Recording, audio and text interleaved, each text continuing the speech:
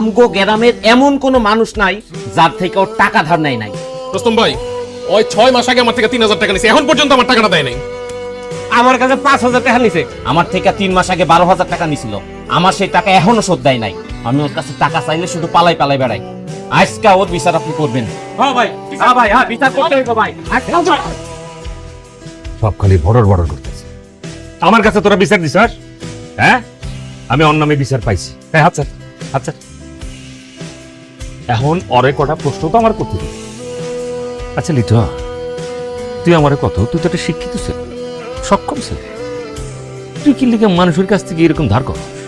ভাই আমি তো বেকার, কোনো চাকরি বাকরি পাই নাই। আমি বেকার বইলা মাথার মধ্যে সবসময় শয়তান ঘুরে।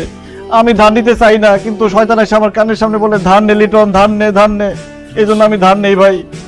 কিন্তু ভাই আমি বেকার থাকতে চাই না, বেকার থাকলে মানুষের কাছ থেকে ধান নেবো। আপনি আমার কর্মজীবী বানাই দেন ভাই, যাতে আমি কারো কাছ থেকে ধার না নেই। ভাই আপনি আমার 30,000 টাকা ধার দেন, ওই ধারের টাকা দিয়ে আমি ভ্যান গাড়ির মধ্যে কাঁচামাল বিক্রি করার ব্যবসা করুন। আচ্ছা লিটু, আমি যদি তোর 30,000 টাকা ধার দিই, তুই কি সত্যি সত্যি ব্যবসা করবি? মানুষের কাছ থেকে এরকম ধার নিবি না? ভাই সত্যি বলতেছি, আপনি আমার ব্যবসা করার টাকা দিলে আমি মন দিয়ে ব্যবসা করুম, কারো কাছে টাকা পয়সা ধার চাবো না।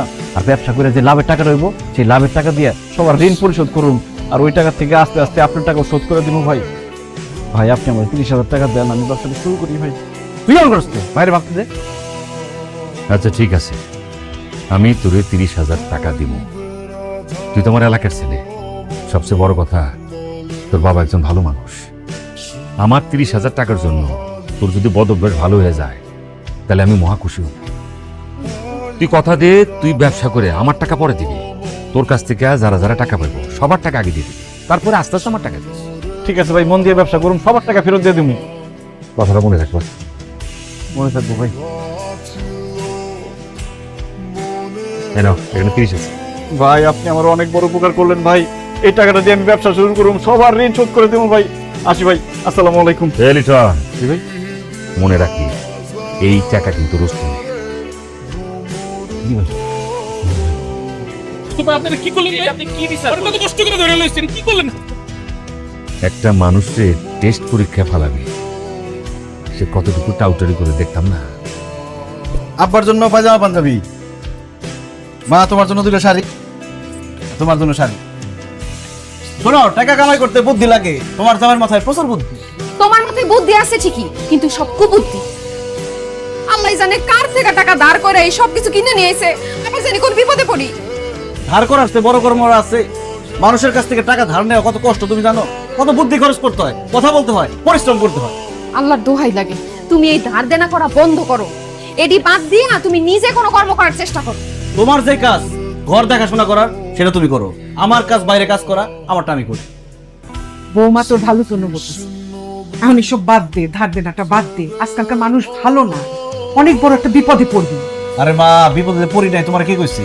কতবার বিপদে বললাম, বিপদ থেকে আবার উঠে গেলাম। যত মুশকিল তত আসান। জি না, যত মুশকিল তত আসান না। যখন একটা বিপদে পড়বি তখন বুঝবি যে ঝামেলা কারে বলে। আব্বা, মুরগি যেমন ডিম পাড়া ছাড়া থাকতে পারে না, আমিও ধার করা ছাড়া থাকতে পারব না। এত লেকচার দিও না। নতুন জামা কাপড় কিনে দিছি, যাও পয়রা ঘুরোগা। বুঝি না, সারাদিন তোমার ফোন দেয় কি? কে আবার? আমাকে চেয়ারম্যানের পোলা রুস্তম। কেন সে ফোন দিব কেন? আচ্ছা একটা লেনদেন। আচ্ছা তুমি একটা কাজ করো তো, তুমি আমার একটা গামলার একটা চাবি কিনে দাও।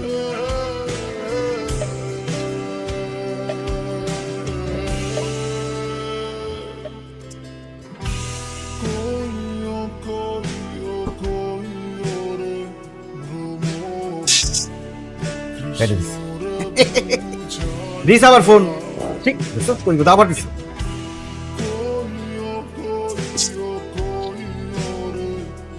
দেখ তো ফোনের ভিতরে কি রে? ভাই মনে হইতেছে ফোনের মধ্যে কি ইটার পাথর ভাঙতেছে। ভাই দেখছেন শালা কত খারাপ। একে তো আপনার থেকে টাকা নিছে, টাকা নিয়ে এই টাকা আপনার ফেরত দেয়নি, আপনার একটা ব্লাফ দিছে। দ্বিতীয় তো আপনি ফোন দিছে, ফোন রিসিভ করার পরে টাং টাং টাং করে আপনার কানটা নষ্ট করে দিতে চাইছে। ভাই এবার কিন্তু আর একটা উচিত শিক্ষা দিতে কই দিলাম ভাই। ঠিকই কইছস, পরে একটা উচিত শিক্ষা দেওয়া লাগবে। আপা, আম্মা, বাবাজি, বোমা, ভাই চেয়ার দাও। বসো বসো বাবাজি, বসো। আমার চেয়ার লাগবে না, আমি বসতে আসিনি। তুমি কে, লিটনের বউ নাকি? জি। বাহ, খুবই সুন্দর।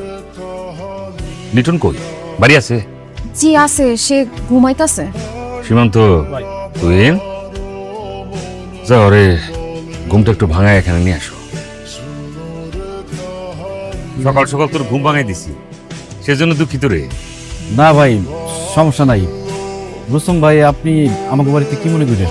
আমার কাছ থেকে 30,000 টাকা নিছস, কাঁচা তরকারির ব্যবসা করবি বইলা। ব্যবসা কি করছস? ইয়ে, মানে আসলে হয়েছে কি ভাই, যা বলতেছি তার উত্তর দিবি, বাড়তি কোনো উত্তর দিবি না। ব্যবসা কি করছস? না ভাই, ব্যবসা করি না। তুই অক্ষর আমার টাকা আমার ফেরত দিবি, আর এইখানে যারা যারা তোর কাছ থেকে টাকা পাইবো প্রত্যেকের টাকা তুই খারাপ করবি। কি বলতেছেন ভাই? আমার কাছে তো এখন কোনো টাকা নাই, আমি সবার টাকা পরিশোধ করবো কেমনে? আপনি আমার কটা দিন সময় দেন, আমি সবার টাকা শোধ করে দিব।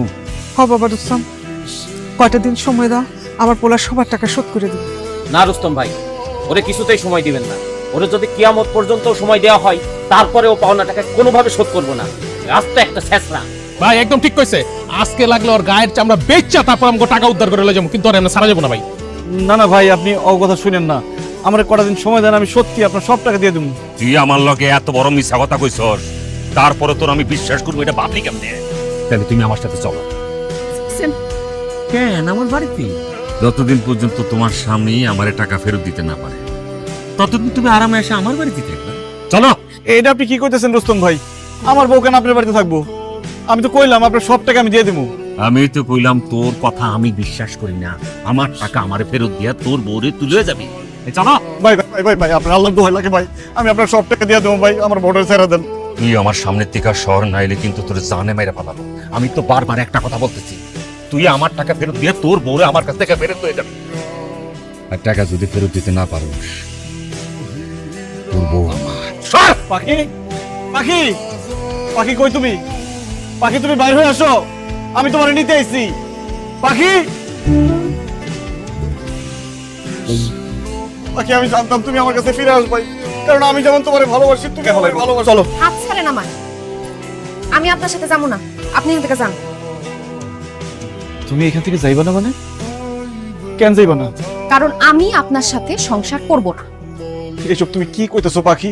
তুমি কেন আমার সাথে সংসার করবা না? কারণ আপনি একটা বেকার ভাদাইম্মা, মানুষের কাছ থেকে টাকা ধার করে চলেন।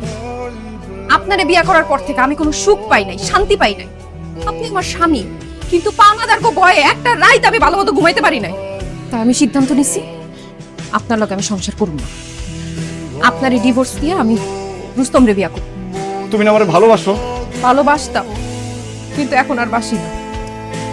এখন আমি ভালোবাসি রুস্তমরে, কারণ তার টাকা পয়সা কোনো কিছুর অভাব নাই। সে মানুষের কাছ থেকে ধার নিয়ে বেড়ায় না। এখন ঝামেলা করো না, খামোখা এনতে যাও।